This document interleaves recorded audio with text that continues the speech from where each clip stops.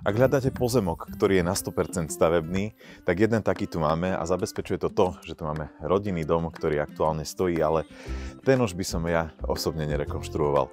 Moje meno je Martin Paluch, nachádzame sa v obci Lodno, to znamená, že sme 7 km od Kysuckého Nového Mesta a nejakých 19 km do Žiliny.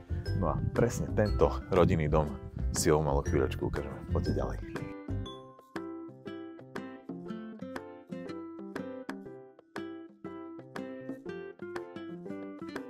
Za prevažne rovinatým pozemkom o výmere 505 m2 nám tečie krásny potôčik, ale dom by som práve kvôli tej narušenej statike ja osobne nezachovával, ale nachádzame sa naozaj v centre obce, máme to len pár krokov do obchodu, školy, no a samozrejme k autobusovej zastávke a dostanete sa naozaj kamkoľvek. Takže poďte si to so mnou celé pozrieť aj z trošku vtáčej perspektívy.